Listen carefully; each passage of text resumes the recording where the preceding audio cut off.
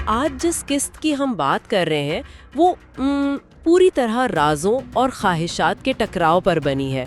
ऐसा लग रहा था कि हर कोई कुछ न कुछ छुपा रहा है। आपने बिल्कुल सही पकड़ा।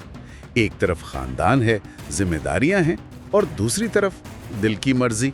और ये किस्त यही सवाल उठाती है कि जाती ख्वाब ज्यादा अहम है या खानदान।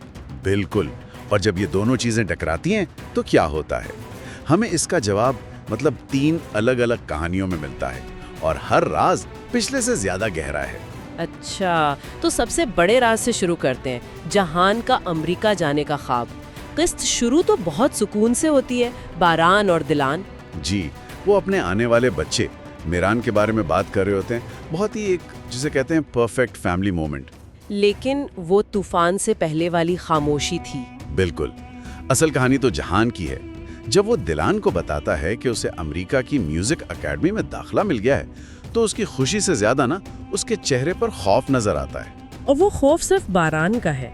यहाँ मेरा सवाल ये है कि क्या ये सिर्फ एक छोटे भाई का अपने बड़े भाई से डरना है, या इसकी जड़ें कुछ ज्यादा गहरी हैं? ये बहुत अहम नुक्ता है। देखिए, ये सिर्फ भाई का खौफ नहीं है, ये उस खानदानी ढांचे की अक्कासी करता है जहां बड़ा भाई वालिद की जगह ले लेता है। अच्छा, तो बारान का गुस्सा सिर्फ जहान के जाने पर नहीं है, बल्कि इस अथॉरिटी को चैलेंज करने पर है जिसे वो अपनी जिम्मेदारी समझता है। ये इख्तियार और इनफरादी आज़ादी की जंग है। और ये जंग उस वक्त फट पड़ती है जब बारान इत्तेफाकन सब कुछ जी, वो इत्तेफाकन सुन लेता है। और उसका रद्द-ए-अमल वो सिर्फ गुस्सा नहीं था, वो एक गहरी मायूसी थी, जैसे उसे डबल धोखा मिला हो, एक जहान से और दूसरा दिलान से। जी हाँ, और यहीं से धोखे का थीम दूसरी कहानियों से भी जुड़ जाता है।